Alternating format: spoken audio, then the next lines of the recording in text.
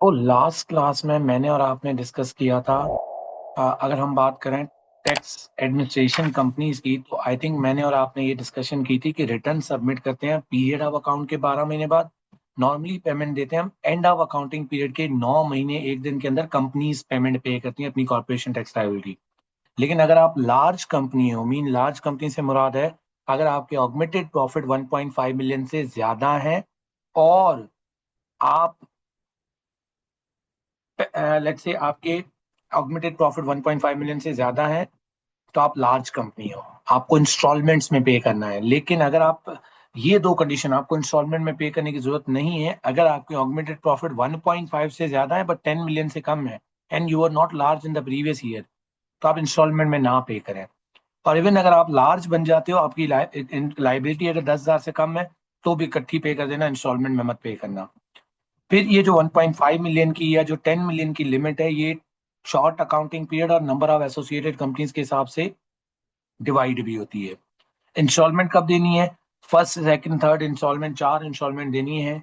2 instalment अपने accounting period के अंदर ही, मीन 12 महीनों का पीरियड है तो अज्यूमिंग 12 महीनों का अकाउंटिंग पीरियड है तो पहली 7वें महीने की 14 तारीख को, फिर 3 महीने ऐड कर लो 10वें महीने की 14 तारीख को, फिर उसमें 3 महीने ऐड कर लो 13वें महीने की 14 तारीख से मुराद है आपके अकाउंटिंग पीरियड 12 एंड होने के बाद जो अगला होगा उसकी 14 तारीख को, जैसे मैंने ये लिखा हुआ है एक एग्जाम्पल के साथ।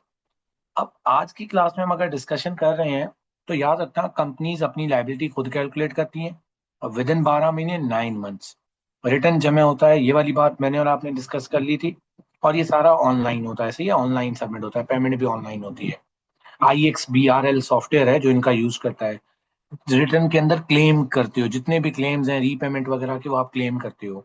लेकिन याद रखना इंडिविजुअल के केस में टैक्स ईयर के एंड के बाद 6 मंथ, 5 अप्रैल 2025 में टैक्स ईयर एंड हुआ, 5 अक्टूबर 2025 तक आपने नोटिफाई कर देना है। अगर कोई आपको रिटर्न वगैरह नोटिस वगैरह HMRC से नहीं भी आया तो आपकी कोई, लेकिन कंपनीज के केस में पहली बात, आप कॉर्पोरेशन टैक्स के स्कोप में आए हैं।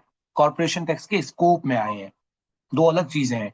आया, एक होता है कॉर्पोरेशन टैक्स के स्कोप में आना कि आप यूके रेजिडेंट कंपनी बन गए।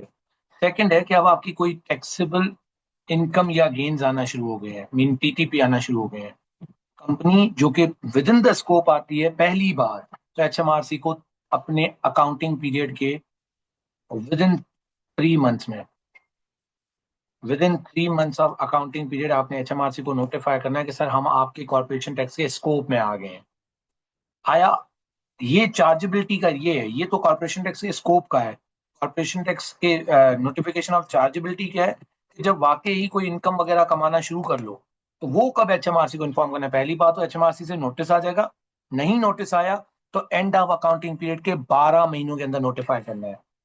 एंड ऑफ अकाउंटिंग पीरियड के विद इन 12 महीने आपने इन्फॉर्म करना है। पहली बार आप कॉर्पोरेशन टैक्स के स्कोप में आए हैं, आपने उन्हें 3 महीनों के अंदर बताना है सर हम कॉर्पोरेशन टैक्स के स्कोप में आ गए। ऑल दो एक्चुअल इनकम एक्चुअल गेन कोई आई है नहीं आई, HMRC से नोटिस आएगा तो जमा करवा देना, रिटर्न नहीं आया तो आपकी अपनी जिम्मेवारी है एंड ऑफ अकाउंटिंग पीरियड के 12 महीनों के अंदर चार्जेबिलिटी का नोटिफिकेशन दे देना है HMRC को। याद रखना, इंडिविजुअल में भी पढ़ा था, अगर फेलियर टू नोटिफाई हुआ तो आपके ऊपर स्टैंडर्ड पेनल्टी आएगी जो कि आपके बिहेवियर पे डिपेंड करती है। केयरलेस एरर था, डेलिब्रेट था, फॉर एग्जांपल इस तरह का ना उसमें देखा जाएगा। फिर विद कंसीलमेंट था, विदाउट कंसीलमेंट था, स्टैंडर्ड पेनल्टी आएगी, वो सेम ही है सारे टैक्सेस पे। अच्छा, फिर याद रखना, जैसे इंडिविजुअल में अगर आपने लेट सबमिट करवाया, लेट पेमेंट दिए, तो लेट पेमेंट इंटरेस्ट था, लेट पेमेंट पेनल्टी थी। और अगर आपने रिटर्न भी लेट जमा करवाया है तो उसके ऊपर लेट फाइलिंग रिटर्न की पेनल्टीज थी।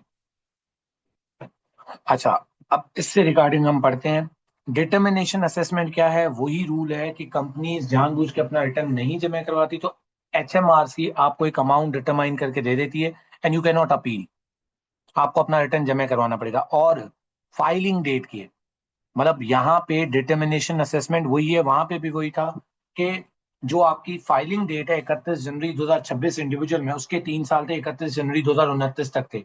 अब इसमें फाइलिंग डेट क्या है?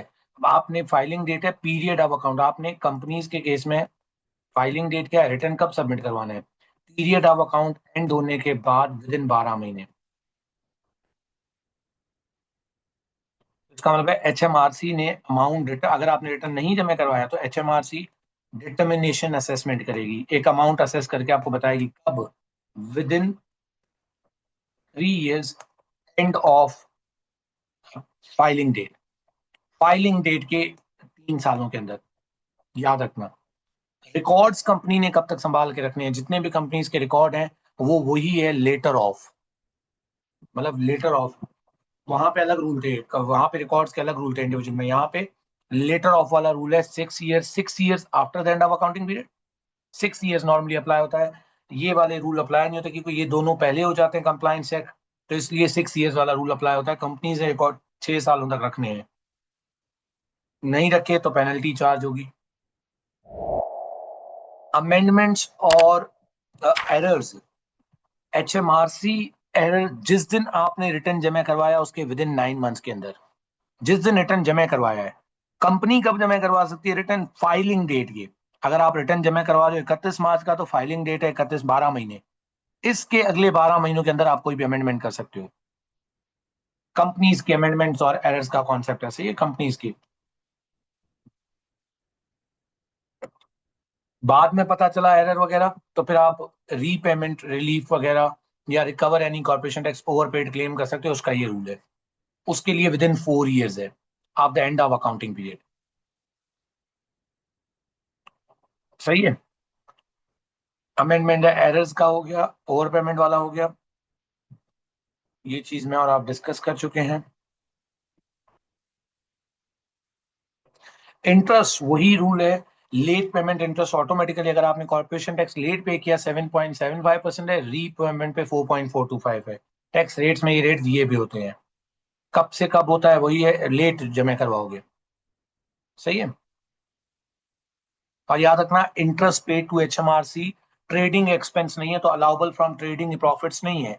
लेकिन वो जो इंटरेस्ट इनकम नहीं आती जो TTP के प्रोफार्मा में, ट्रेडिंग प्रॉफिट के बाद, प्रॉपर्टी इनकम के बाद, चार्जेबल गेन के बाद, वो जो इंटरेस्ट इनकम हम लिखते हैं, उसमें से अगर आपने कोई लेट पेमेंट इंटरेस्ट दिया है तो वो लेट पेमेंट इंटरेस्ट उसमें से माइनस हो जाता है। रीपेमेंट इसी तरह ऐड हो जाता है उसके अंदर, रीपेमेंट उसमें ऐड हो जाता है अगर रिसीव होता है तो। याद रखना, लेट जब भी पे करोगे तो ऊपर ये इंटरेस्ट तो अप्लाई होगा ही होगा। दूसरा, HMRC लेट पेमेंट पे कंपनीज के बारे में बात करें, स्टैंडर्ड पेनल्टीज है, वो ये है स्टैंडर्ड पेनल्टी इनकरेक्ट रिटर्न पे। इनकरेक्ट रिटर्न या फेलियर टू नोटिफाई में हमने पढ़ा, वो ऑलरेडी हमने पढ़ा हुआ है, परसेंटेज ऑफ है, वो ऑलरेडी पढ़ा हुआ है। लेकिन याद रखना, कंपनीज के केस में अगर आपने रिटर्न लेट फाइल करवाया, कंपनीज के केस में, ये कंपनीज के केस में, इंडिविजुअल के केस में अलग था। कंपनीज के केस में अगर आपने लेट रिटर्न फाइल जमा करवाया, लेट फाइलिंग करवाई रिटर्न की, तो क्या पेनल्टीज होंगी। पेमेंट लेट पे इंटरेस्ट है, पेमेंट लेट पे पेनल्टी नहीं है। वहां पे इंडिविजुअल में 5%, 10%, 15% पेनल्टी थी लेट पेमेंट के साथ साथ, इंटरेस्ट के साथ साथ। और वहां पे लेट फाइलिंग पे, इंडिविजुअल में लेट फाइलिंग पे बिल्कुल आपके पास, ये देखें, ये इंडिविजुअल में ये रहा, इंडिविजुअल में अगर आपने लेट फाइल करवाया है, ये रहा इंडिविजुअल में, कि आपने अगर लेट जमा करवाया है तो 100 रुपए की फिक्स थी, 3 महीने की 100 प्लस 10 डेली वाली 900, 5%। लेकिन कंपनीज के केस में क्या है, कंपनीज के केस में अगर आपने लेट जमा करवाया तो ये देखें, ये रही,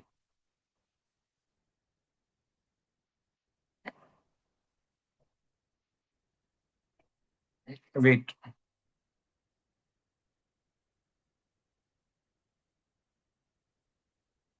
ओके, कंपनीज के केस में ये रही, यहाँ पे होगी, ये रही। अगर आपने लेट जमा करवाया, वहां पे तो ये कि एक दिन भी लेट हुआ ना, तो आपके पास 100 रुपए की पेनल्टी तो हो जाती थी, 100 रुपए की तो फिक्स थी। यहाँ पे ऐसा नहीं है, यहाँ पे 3 महीने बाद है। यहाँ पे आपने अगर 3 महीनों के अंदर जमा करवा दिया तो फिक्स पेनल्टी 100 की होगी। लेकिन अगर ये कंसेक्टिव रिटर्न हुआ, मतलब आपने प्रीवियस 2 रिटर्न भी लेट जमा करवाए हैं, तो ये 100 वाली पेनल्टी 500 पे चली जाएगी। 3 महीनों से ज्यादा लेट हुए हो तो ये 200 पे चली जाएगी 100 वाली पेनल्टी, और अगर पिछले 2 भी आपके लेट हैं तो ये 200 से 1000 पे चली जाएगी।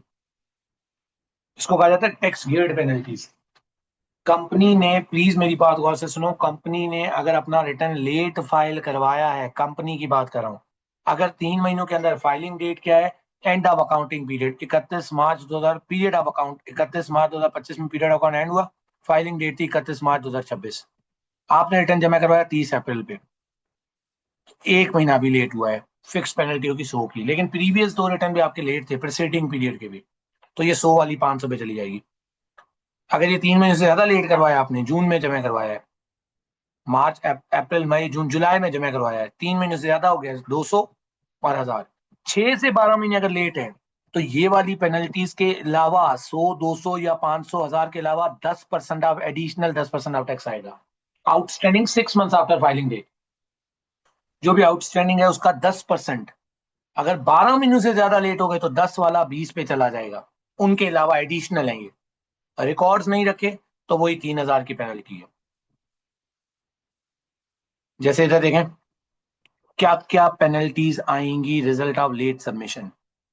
ईयर एंड 31 मार्च है, जमा होना था ये 31 मार्च 2026 को, कितने महीने लेट हो गया, अप्रैल मई जून जुलाई अगस्त सितंबर अक्टूबर नवंबर, 8 महीने, मोर देन 6 मंथ्स। 50,000 और प्रीवियस टाइम पे जमा करवाए हैं, तो इसका मतलब 6 महीनों से ज्यादा, लेकिन 3 महीने से ज्यादा है तो 200 की ये पेनल्टी आ गई। 6 से 12 महीने तो 10% ऑफ 5,000 का 10%, 5,000 टोटल पेनल्टीज आ गई। अगर ये कहा था ना कि प्रीवियस 2 रिटर्न भी लेट है तो 200 1000 पे चला जाता, 5200 की टोटल आ गई, 200 ये 5000 ये। रेट कंप्लायंस एक्ट के वही रूल हैं जो इंडिविजुअल में थे कि अगर टाइम पे जमा करवाया तो जिस दिन जमा करवाया उसके 12 महीनों के अंदर कंप्लायंस एक्ट HMRC कर सकता है। लेकिन अगर लेट जमा करवाया तो वो देखेंगे कि जिस दिन जमा करवाया उसके बाद क्या 31 जनवरी आ रही है, 30 अप्रैल आ रही है, 31 जुलाई आ रही है, 31 अक्टूबर, उसके अगले 12 महीनों में फिर वो आपका कंप्लायंस चेक कर सकते हैं। डिस्कवरी असेसमेंट यही था कि इवन HMRC को बाद में भी पता चला तो HMRC के पास देखेगा उस टाइम के वो जो गलती है जो आपने कम दिया था, 4 साल का टाइम पीरियड HMRC के बाद 6 साल है और 20 ईयर्स है डिस्कवरी असेसमेंट में। ये सारे रूल थे, मैं इसकी क्या करवाता हूँ कि प्रैक्टिस करते हैं तो हमें चीजें समझ आ जाएंगी।